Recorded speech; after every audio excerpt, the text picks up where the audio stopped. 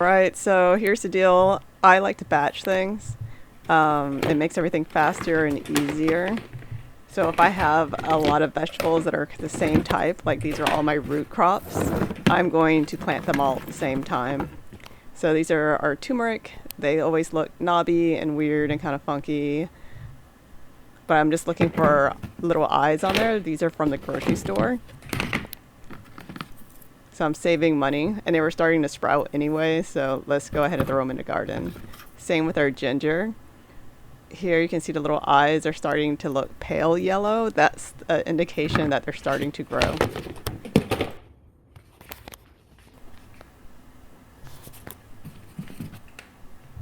And here are sweet potatoes. I already have them in soil, as you can see. They haven't sprouted yet. The soil is pretty dry. It's pretty new, so I'm going to go ahead and water these also, but I like to leave like the top part of the potato exposed, and that will stimulate sprouting. Alright, I'm not going to be shy here. I'm going to put in quite a bit of water. It's really dry here, and this Tupperware system works really well for these sweet potatoes to keep the humidity in, which is what sweet potatoes like for their growing conditions. After that, I pop the lid on and throw it in a sunny window. This window is south facing. Back to our kitchen table, let's get this ginger and turmeric set up. So we're going to grab 2 smaller plastic containers.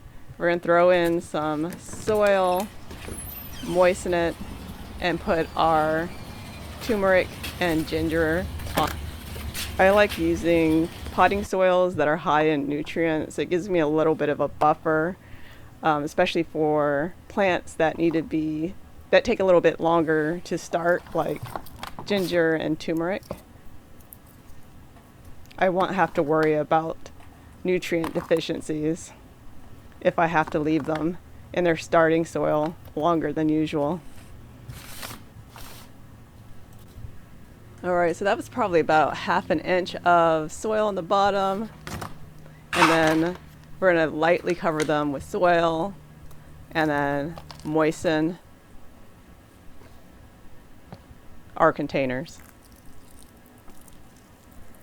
So ginger and turmeric can take 3 to 8 weeks to sprout once they're planted in the soil, so patience is key.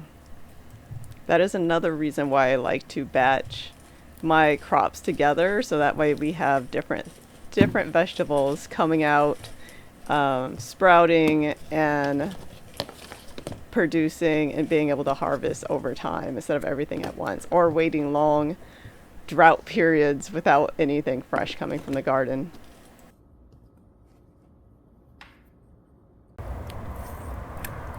Now it's time to head outside and plant our red new potatoes.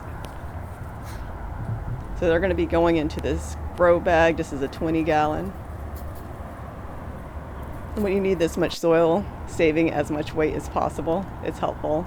The grow bags also breathe really well, so you have a tendency to overwater like myself. The moisture will have an opportunity to evaporate from the container. So our first layer, I'm going to throw in cactus mix in the bottom.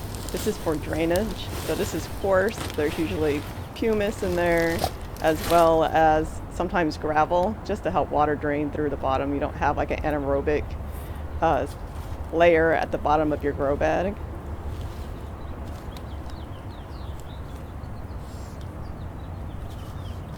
Next, I'll add in a layer of the actual potting mix for containers. And of course, all this is available at the local big box. And I'll put some links to supplies that can be found online, including the grow bags. And we have our little inspector here. So, bud.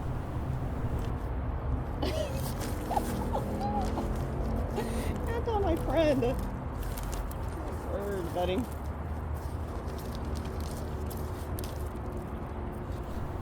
So this is just our first layer of potting soil. I'm just going to add in, I have 4 inches or so. This is going to be a resting layer for our potatoes so that they can root and grow in.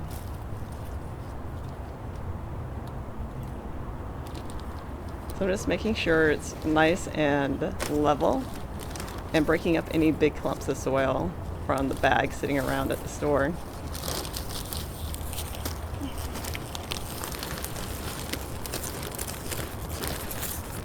A little bit more, and then again spread it all around.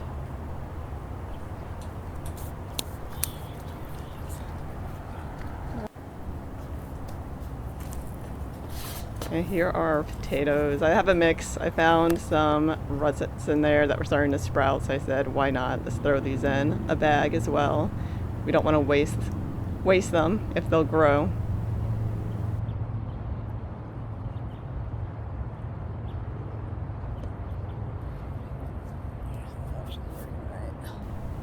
This isn't going to be a huge crop, but it's nice to have something to mix up with dinner. I love fresh, new potatoes. The texture is 100% different than from the store. The flavor is nice and delicate. It's just a whole experience of homegrown food.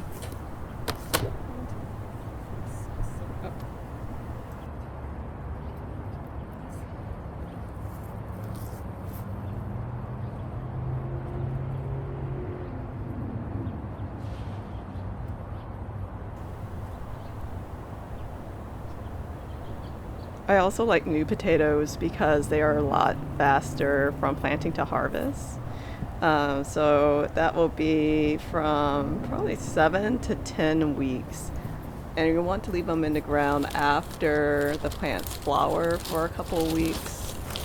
I generally have a tendency not to pull whole plants until the very end when I start seeing the upper part starting to die back. I'll just reach in and pull a few tubers here and there as I need them.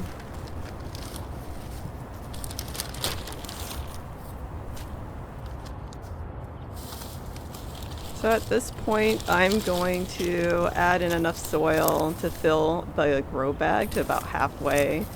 Drizzle a thin layer of alfalfa for a slow-acting nitrogen source for the plants, and then give them a smattering of fertilizer.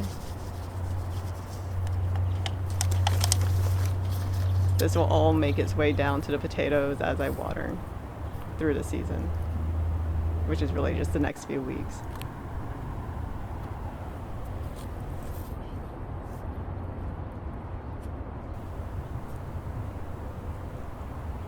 So I prefer to work this layer in to the soil and then cover with another layer of potting soil. I'm almost going to fill the container, not quite. I like to leave a little extra space on top once the potatoes start to emerge. I can bury them a little bit more and hope that we put on a few more potatoes as the plant attempts to emerge again. And then every plant's tree loves manure, so I'm going to throw on some steer manure as my last layer on the top here.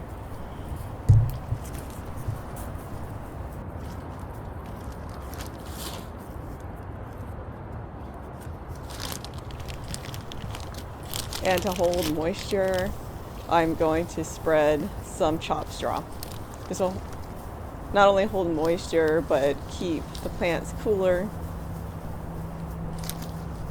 and help our amendments break down slower. And in itself will basically become compost over time. Perfect.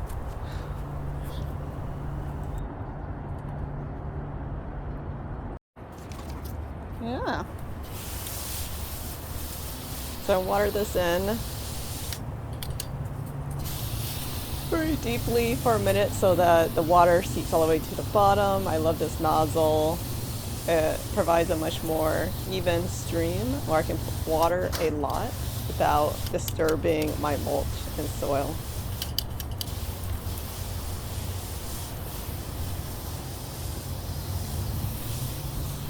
If you want to know more about what you can grow in grow bags and other containers, check out our ebook, Container Gardening 101. I'll throw a link in the description.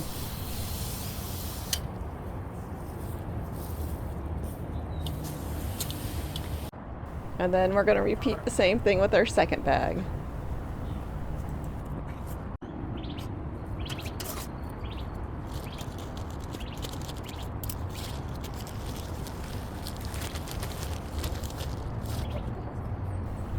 I ran out of potting soil for this bag, so I'm topping it off with mushroom compost.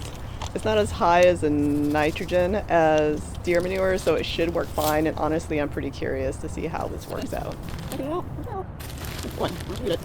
It's always fun to experiment in the garden.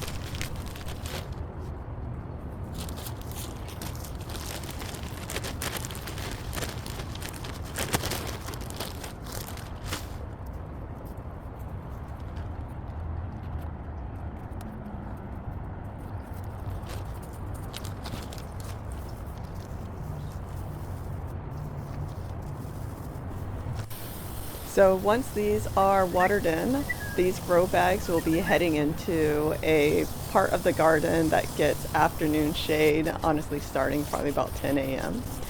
and only gets northern light. So this area is much cooler than the rest of the yard and should work out for our potatoes.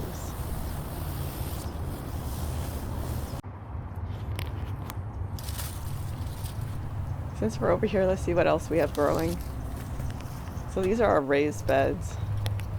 So let's get some sweet peppers. Some of the mustards are blooming. And this was a neat grow bag I found on Amazon. It's like sectioned out. So there's a total of, I think, 8 sections that you can grow in, but it still has the benefits of a grow bag. So it's airy and can share moisture in each section. So that's great, as well as it helps organize my seeds and plants. So I have borage and garlic growing in there.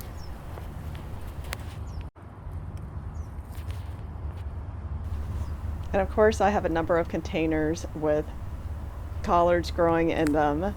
These are grow bags. The collards really like them. At this point they're perennial. So I just pick leaves periodically and they grow back. I think this plant is over 2 years old. And I've stuck in a few tomatoes and onions.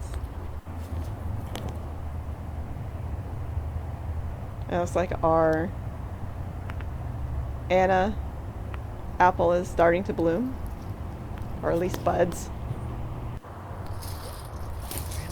And this is one of our biggest grow bags. It has tomatoes, chard, and peas in there for now. The big ones are great because it helps hold moisture, and throughout the whole season I have to water constantly, and I can use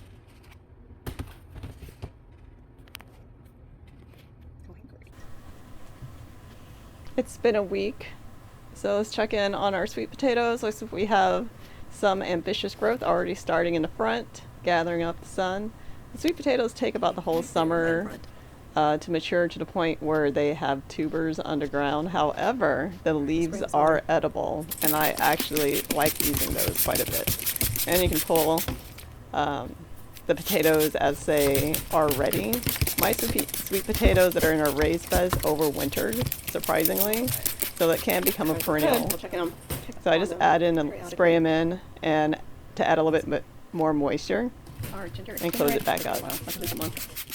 As expected, there's nothing happening in our ginger and turmeric trays. We'll just give them some more moisture and close them up. But every year this works, so let's keep on, we'll keep checking. All right, it's been a few weeks. Let's go check on our plants and see how they're growing. Sweet potatoes are pretty happy with their location. It's always very satisfying to see them after a couple of weeks. So I'm going to go ahead and move them outside so they can start hardening off and getting some morning sun. I had mentioned that I bought some live plants from Territorial during the seed order unpacking, and these are them. I picked up horseradish. So these did well for me in the northwest. I'm crossing my fingers and see if I can find that cool pocket that does well for them here. So far they're really happy.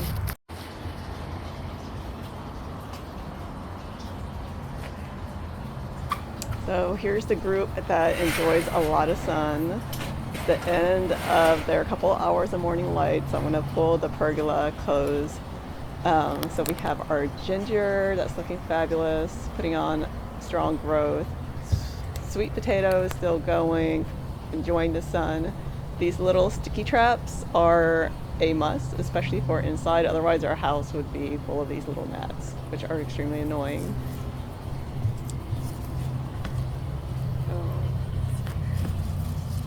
And what I like to see are these little white nubbies on the stems. This is where more roots will emerge if I either cut them and put them in water or put them in moist soil.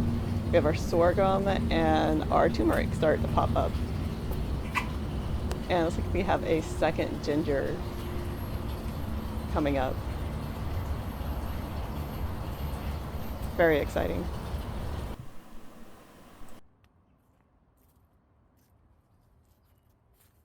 Heading over to check on our new potatoes, and they look like they're really happy in their spot. They're being shaded by bamboo, and that gives the perfect dapple.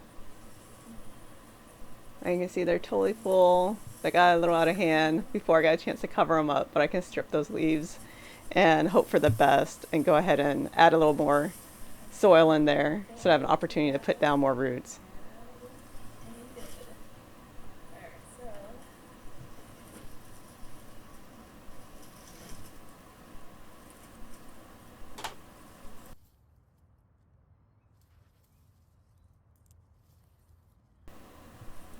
And we'll check our second bag and see how it's doing. It looks great. It looks like the mushroom compost substitution didn't bother them at all. And I also have my smaller grow bags of celery in this corner also already. All right, let's go check on our garlic and see how that patch is doing. We have a ton of weeds coming up. They haven't flowered yet, thank goodness. I like to use them for mulch and compost. And it looks like our garlic is about ready. I pulled a few samples. They're tiny. They're definitely better than last year attempt. But these will work. Fresh garlic's the best. And here we're ready to go again. I prepped my turmeric and ginger by soaking them in water.